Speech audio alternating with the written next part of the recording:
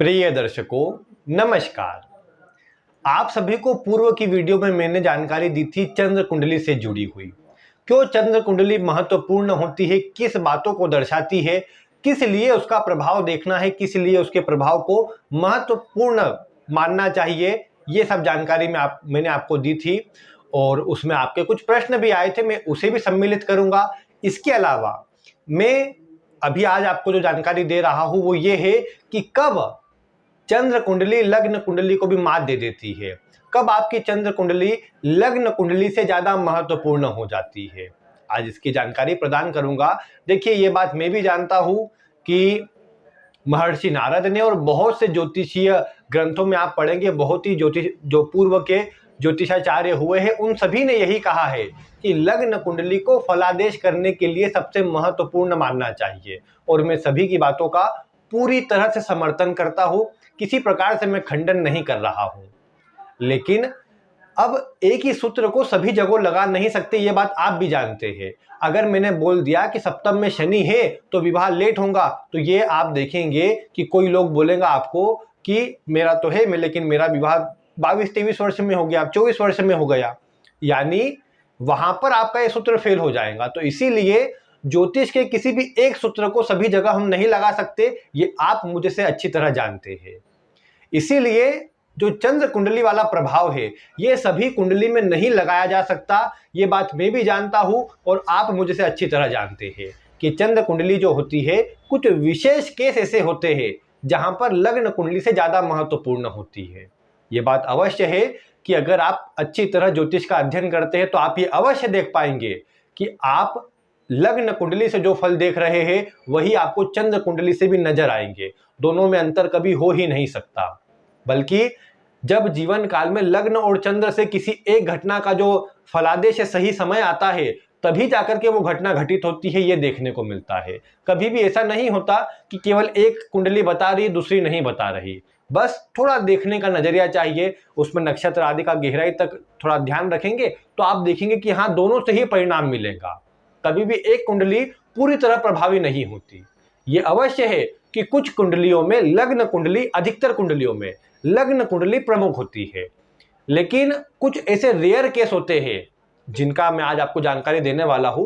कुछ ऐसे rare case होते हैं जहां पर चंद्र कुंडली को लग्न कुंडली से अधिक महत्वपूर्ण मानना चाहिए। वो कौन कौन से केस होते हैं और किन बातों का आपको ध्यान रखना है उसमें, आज इन सभी की जानकारी आपको दूंगा।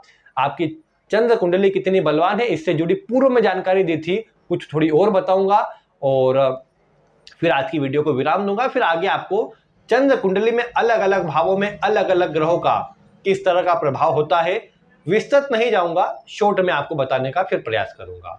तो वीडियो आगे भी रोचक मिलने वाली है। तो अगर आप अभी तक रुके हुए हैं कि चैनल सब्सक्राइब बाद में करेंगे तो आप अभी ही कर लीजिए, क्योंकि ऐसी ही जानकारी आपको आगे भी प्राप्त होती रहेंगी। कोशिश ये भी करें कि पास में आने वाला जो बेल आइकन है उसे भी दबा दें, ताकि आपको प्रत्येक दिन जो वीडियो अपलोड की जाती है उसकी नोटिफिकेशन मिल जाए और आप सीधे उस वीडियो पर पहुंचकर उसे देख सके। अब आइए बिना विलंब किए हम बढ़ते हैं आज के विषय की ओर। सबसे पहले आपके कुछ प्रश्नों को ले लेता हूं। आपने बहुत से दर्शकों ने जो पहला लिखा कि चंद्र कुंडली तो कहा है, बहुत से ज्योतिषियों ने कहा है कि चंद्र कुंडली को नहीं देखते, लग्न से फलादेश करते हैं। लेकिन बता चुका हूं, लग्न कुंडली के अलावा चंद्र कुंडली को महत्व देना चाहिए और उसको देख करके ही सही फल कथन करना चाहिए, क्योंकि आधा अधूरा आप बता देंगे तो वो पूरा परिणाम फिर नहीं मिल पाएगा। इसके अलावा फिर अब दूसरे नंबर की बात आती है यहाँ पर कि कुछ ने कहा कि जैसे मैंने वहां पर आपको सुदर्शन चक्र कुंडली की जानकारी दी थी, जिन्होंने नहीं देखी है वो वीडियो बिल्कुल चिंता ना करें। आप जब डिस्क्रिप्शन में जाएंगे तो श्री वैदिक ज्योतिष इस नाम से आपको एक प्लेलिस्ट मिलेंगी, उसमें जो भी लेटेस्ट वीडियो सबसे ऊपर मिल जाएंगी आपको, और वाली वीडियो में आपको ये सारी जानकारी मिल जाएंगी। श्री वैदिक ज्योतिष नाम से जो प्लेलिस्ट है उसके अंदर सिर्फ ज्योतिष से जुड़ी जो वीडियो है वो मिलेंगी, तो उसे आप देख लीजिएगा तो वो आपके काम अवश्य से आएंगी। अब अगर देखा जाए तो उसमें मैंने आपको बताया था कि सूर्य कुंडली हमारी आत्मा के प्रभाव को दर्शाती है, आंतरिक प्रभाव को दर्शाती है। चंद्र कुंडली मन के प्रभाव को दर्शाती है, हमको मन से क्या चाहिए। और लग्न कुंडली स्थूल जो शरीर का प्रभाव है उसको बाहरी रूप से, बाहरी आवरण के रूप से बताने का प्रयास करती है। तो ये तीन प्रकार से। अब कुछ ने कहा कि क्या हो अगर लग्न में ही चंद्रमा बैठा हो, तो लग्न कुंडली चंद्र कुंडली दोनों एक हो गई। फिर कुछ ने कहा कि क्या हो अगर सूर्य और चंद्रमा साथ में बैठे हो, ऐसे में सूर्य कुंडली और चंद्र कुंडली एक हो गई। और कुछ ने कहा कि क्या होगा अगर तीनों ही साथ में हो, लग्न में ही बैठे हो, यानी लग्न भी सूर्य और चंद्रमा वहीं पर विराजमान हो, सब एक ही हो, तो क्या प्रभाव होगा। वैसे तो ये विस्तृत और अलग विषय है, लेकिन कुछ सामान्य बातें कर इसे कंप्लीट करके अगले विषय पर चलता हूं कि जब सूर्य चंद्रमा साथ में होंगे तो वहां पर आपके सूर्य और चंद्र कुंडली एक ही बनेंगी, दोनों का प्रभाव एक सा रहेगा। जब भी दोनों में से कोई भी एक सेम हो जाता हो, यानी आपकी चंद्र कुंडली लग्न कुंडली एक ही हो गई, सूर्य कुंडली या फिर चंद्र कुंडली एक ही हो गई, तो आप ये अवश्य देखिए कि जिस भी राशि में वो बैठे हैं, जैसे सूर्य चंद्रमा, अब ये तो बहुत कम के उसमें होगा कि सूर्य चंद्रमा अपनी ही राशि में हो, अन्य किसी राशि में हो, तो आपको ये अवश्य देखना है कि जिसकी भी वो राशि में बैठे हैं वो कितना बलवान है। आपने देखा कि लग्न में, वृषभ लग्न के अंदर सूर्य और चंद्रमा दोनों लग्न में बैठे हुए हैं, तो आपने सोचा चलो अच्छा होगा, ये तो सारा की सारा प्रभाव एक ही कुंडली से हम देख लेंगे और प्रभाव मिलेगा भी। जैसे सूर्य कुंडली भी हमारे व्यक्तित्व में प्रभाव देती है, चंद्र कुंडली भी प्रभाव व्यक्तित्व में देती है, लग्न तो प्रभाव देता ही है। अब तीनों को मिलाएंगे तो तीनों से आपके अंदर वही व्यक्तित्व उभर करके आएगा। जो भी लग्न होगा, जो भी राशि होगी, आपके अंदर उसके गुण 100% पूरे की पूरे मिलेंगे, तो ये अंतर आ जाएगा। जैसे अब होता है कि किसी का लग्न आपने देखा कि मेष लग्न था, आपने बोला जाता गुस्सेल है, जिद्दी है, और वो बोलता है कि नहीं मेरा तो ऐसा स्वभाव है ही नहीं। आपने वहां देखा फिर उसकी राशि तो यहाँ वृषभ हो गई, तो स्थिर स्वभाव का हो गया, जल्दीबाजी कम हो गई उसके अंदर। तो इतना अंतर आपको करना है। लेकिन अगर सब एक ही हो जाएगा तो बताने में आसानी हो जाएगी सामने वाले को। जो भी ज्योतिषी कुंडली देखेगा वो बोलेगा कि चलो ये राशि का स्वभाव है, ये स्वभाव आपके अंदर मैच करेगा, और आप भी कहेंगे कि हाँ ये स्वभाव मैच करता है। फिर गोचर में भी ऐसा ही होगा, जब राशि लग्न सब एक ही हो गए तो आपके लिए कोई गोचर बहुत अच्छा आया तो बहुत ही अच्छा रहेगा, उसमें प्रभाव सही में अच्छा मिलेगा। लेकिन कोई खराब आ गया तो सबसे खराब है, तो पूरी तरीके से खराब निकल जाएगा वो। तो ये अंतर हो जाएगा जब राशि लग्न वही हो। तो भाई इतना समझना है। बाकी फिर जिसकी राशि में उसको किस प्रकार बलवान देखना है, ये कभी आगे में सुदर्शन चक्र पर वीडियो बनाऊंगा तो उसमें आपको जानकारी प्रदान करूंगा। आज वो विषय नहीं है। आज हम चलते हैं हमारे आज के विषय पर, जो सबसे महत्वपूर्ण है कि किस प्रकार लग्न कुंडली से ज्यादा महत्वपूर्ण चंद्र कुंडली बन जाती है। हर बार होती नहीं, हर बार ना ही आपको पूरा प्रभाव उसका मिलेगा। अधिकतर आप देखेंगे लग्न कुंडली से ही ग्रह अवस्था जब ज्यादा मैच करती है तो परिणाम मिलता है व्यक्ति को, लेकिन चंद्र कुंडली कुछ प्रभाव देती है महत्वपूर्ण वाला। वो कब? सबसे पहला केस आप देखिए कि किसी की भी लग्न कुंडली में दूसरे भाव में चंद्रमा हो। आप जानते हैं दूसरा भाव किसे कहते हैं? इस चार्ट में देख लीजिए, लिखा है दूसरा भाव। उस दूसरे भाव में अगर चंद्रमा बैठा है वहां पर, तो आप ये समझिए कि ऐसे व्यक्ति के जीवन काल में जो महत्वपूर्ण घटनाएं घटित होंगी उसका मुख्य आधार ऐसे व्यक्ति का चंद्र कुंडली का प्रभाव रहेगा। जैसे समझिए विवाह को आपको देखना है, जिसके दूसरे भाव में चंद्रमा है, आप मिला करके देखिए कि जब भी ऐसे व्यक्ति के दूसरे भाव से जो चंद्रमा है उससे जब गुरु का गोचर अनुकूल अवस्थाओं में आया, यानी 12वें भाव में आया या दूसरे भाव में आया या चतुर्थ भाव में आया या अष्टम भाव में गुरु का गोचर आया, तब आप देखेंगे कि ऐसे व्यक्ति को विवाह का परिणाम मिल पाता है। ये बात आप ऑब्जर्व कर पाएंगे, आप देख पाएंगे। इसके अलावा भी अन्य घटनाएं, नौकरी का और अन्य चीजों का आप देखेंगे, व्यापार का, तो वो सब आपको चंद्र कुंडली मुख्य प्रभाव देती नजर आएंगी। ऐसा नहीं कि लग्न कुंडली के यहाँ पर ग्रह प्रभाव नहीं देंगे, ये वाले केस में लग्न कुंडली के ग्रह प्रभाव पूरे देते हैं। लेकिन जब गोचर में व्यक्ति के जीवन में कोई घटना का निर्धारण करना हो तो उसमें चंद्र कुंडली को अहमियत देकर के कीजिएगा तो आपको सही प्रभाव ज्यादा मिल पाएगा। ये केवल जब किसी को प्रभाव बताना हो, किसी को बता रहे हो आप, वहां के लिए मैं बता रहा हूं कि आपको वहां पर लग्न कुंडली से फलादेश नहीं करना कि गुरु लाभ भाव में आ गए, अब आपकी विवाह के योग बन रहे हैं। आप देखेंगे ऐसा व्यक्ति बोलेगा कुछ भी नहीं हुआ, पूरा साल खत्म हो गया। तो इसलिए वहां पर ध्यान रखना है। इसके बाद आगे आपको क्या देखना है कि अगर आपकी चंद्र कुंडली में चंद्रमा के साथ में, मतलब किसी भाव में भी चंद्रमा हो आपकी लग्न कुंडली में, लेकिन चंद्रमा के साथ में 2 से अधिक ग्रह कोई भी बैठे हुए हो। जैसे कई बार क्या होता है, अमावस का जन्म है, सूर्य चंद्रमा शुक्र बुध ये चारों एक साथ है, तो आप ये समझिए कि आपकी लग्न कुंडली कितनी ही बलवान क्यों ना नजर आती हो, आपको अपनी चंद्र कुंडली को ही बलवान समझना है, चंद्र कुंडली से ही सारा फलादेश करना है। क्योंकि अगर वहां पर 3-4 ग्रह और बैठ गए तो वो केवल चंद्र कुंडली नहीं रही, वो सूर्य कुंडली बन गई, शुक्र कुंडली बन गई, बुध कुंडली बन गई, या शनि बैठा है शनि कुंडली बन गई। क्योंकि सभी ग्रह का अपना अपना प्रभाव है, तो वो कुंडली के लग्न में आ जाएंगे, ज्यादा प्रभावी हो जाएंगे। इसीलिए जब भी चंद्रमा के साथ में 3 ग्रह या उससे अधिक ग्रह और बैठे हुए हो तो आपको यह समझना है कि उस राशि का प्रभाव, उस भाव का प्रभाव, उस चंद्र कुंडली का प्रभाव आपके ऊपर जीवन में ज्यादा असर डालेगा। ठीक है, इसके बाद अगला पॉइंट, आपको यह देखना है कि आपकी लग्न कुंडली का स्वामी बलवान है या चंद्र कुंडली का स्वामी बलवान है।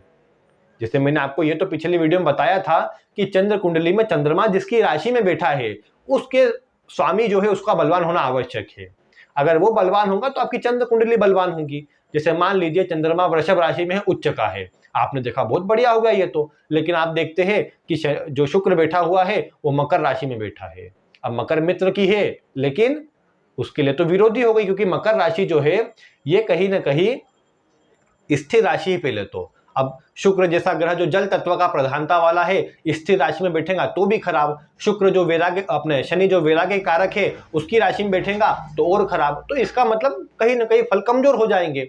या फिर मैं ये कहूं कि आपने चंद्रमा तो देखा उच्च राशि में है लेकिन आपने शुक्र को देख लिया कि ये नीच राशि में है, तो फिर ये क्या हो गया, ये तो और कमजोर पॉइंट हो गया इसका कि कहीं ना कहीं जिसकी राशि में चंद्रमा बैठा है वो कमजोर हो गया। इस कारण से उसके जो पूरे फल है चंद्रमा के वो पूरे नहीं मिल पाएंगे। ऐसी स्थिति में चंद्र कुंडली बलवान नहीं होगी।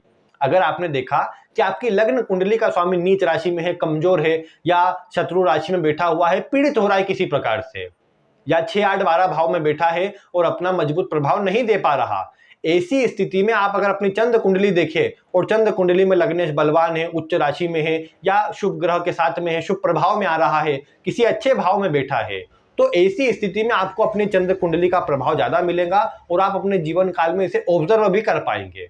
जैसे आपने लग्न कुंडली में देखा कि जो लग्न कुंडली का स्वामी था वो ऐसे भाव में बैठा है जहां पर उसका फल कमजोर होता है या दिग्बल से दूर बैठा है। जैसे मान लीजिए आपने देखा कि आपका जो लग्न है ये धनु लग्न है और गुरु जो है सप्तम में बैठा है। अब क्या हुआ कि गुरु यहाँ एक तो सप्तम में मतलब दिग्बल से दूर, लग्न में गुरु दिग्बल ही होता है, सप्तम में दिग्बल से दूर हो गया। दूसरे नंबर पर आपने देखा कि ये केंद्राधिपति दोष से ग्रसित हो गया। तीसरे नंबर पर आपने देखा कि ये शत्रु राशि में हो गया, यानी सब प्रकार से गुरु के फल कमजोर हो गए। अब लेकिन इसका उल्टा आपने करा, आपने देखा, आपने बनाई अपनी चंद्र कुंडली। चंद्र कुंडली मान लीजिए आपकी मिथुन की थी, सप्तम भाव में ही चंद्रमा बैठा हुआ था। अब वहां पर आप देखते हैं कि चतुर्थ भाव में बुध भी बैठा है, सूर्य भी बैठा है, शुक्र बैठा है, मतलब विशेषकर बुध अपनी ही राशि में उच्च राशि का हो गया, शुक्र से उसका राशि परिवर्तन होकर वो बलवान हो गया। तो यानी आपने ओवरऑल देखा कि नहीं, चंद्र कुंडली ज्यादा बलवान है। और या फिर ये भी देख सकते हैं, जिसे मान लीजिए एक तो ये तरीका होगा कि चंद्र कुंडली के लग्नेश को देखिए वो बलवान है या कमजोर है, और लग्न कुंडली के लग्नेश को देखिए वो बलवान है या कमजोर है। दोनों में से जो बलवान हो उसका असर आपको ज्यादा मिलेगा। ये हो गया सामान्य पॉइंट। इसके अलावा आप इसको और मजबूती से मिलान करके देखिए तो आपको परिणाम मिल जाएगा। इसके अलावा एक और जो बात है इसमें वो ये है कि आपने जो आपको दशाएं चल रही है उनको देखिए।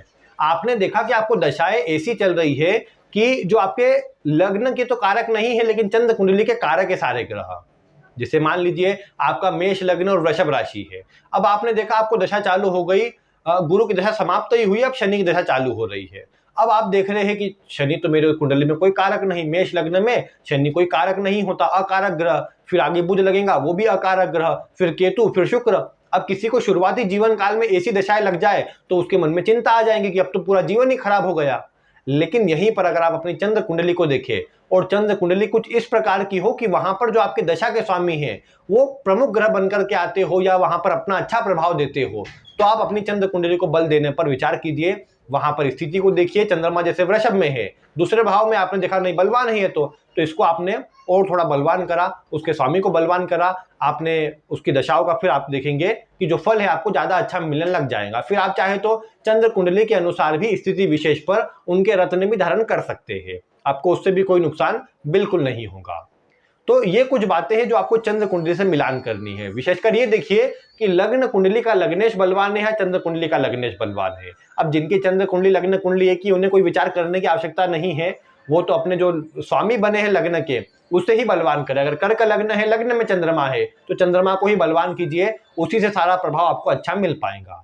इसके अलावा अन्य ये देखिए कि जो आपका लग्न है और जो आपका चंद्र लग्न है, दोनों के स्वामी में लग्न का स्वामी कौन बलवान है, जो बलवान है उसके अनुसार आपको फल ज्यादा मिलेंगे। और आप अगर वो कमजोर हो रहा है जो आपका प्रमुख है तो उसे और बलवान करें जिससे आपको अच्छा असर प्राप्त हो सके। तो ये कुछ महत्वपूर्ण जानकारी थी आपके चंद्र कुंडली से जुड़ी। जो आप अब जैसे देखिए पूर्व की वीडियो आप देखेंगे तो मैंने आपको पूर्व की जो अध्ययन वाली वीडियो में निःशुल्क अध्ययन कर रहा हूं या किसी की जन्म कुंडली का अध्ययन कर रहा हूं, तो वहां पर मैं कई बार इस तरह की स्थिति आती तो आपको बताते आता हूं कि ऐसी स्थिति में लग्न कुंडली को बल मत दीजिए, चंद्र कुंडली से देखिए, यहां पर प्रभाव ज्यादा मिलता नजर आएगा। तो भाई यही अंतर आपको भी धीरे धीरे आप कुंडलियां देखेंगे, अपनी कुंडली भी देखेंगे तो आपको समझ पड़ेगा। आप भी ये देख पाएंगे ना कि समझिए लग्न कुंडली अलग है, चंद्र कुंडली अलग है, दोनों राशि और लग्न का स्वभाव मिला करके देखिए कौन सा आपके ऊपर ज्यादा मिल रहा है, कौन सा कम मिल रहा है। जो ज्यादा मिलेगा उसका प्रभाव ज्यादा है, ये समझ सकते हैं आप, सबसे आसान हो जाएगा इससे। तो आप बस यही कीजिए, अपनी कुंडली को खोलिए, उसमें देखिए कौन सी राशि लगने का प्रभाव ज्यादा है, उसे मिलाइए, आप अवश्य से सटीक परिणाम पर पहुंच जाएंगे। बाकी अगर आपको आज की वीडियो पसंद आई हो तो इसे लाइक करें, अन्य लोगों तक शेयर करना बिल्कुल ना भूलें। आगे भी ऐसी वीडियो आपको मैं देने वाला हूं, इसीलिए आप चैनल को सब्सक्राइब अवश्य से कर लीजिए। आज की वीडियो में बस इतना ही। वीडियो देखने के लिए आपका बहुत बहुत धन्यवाद।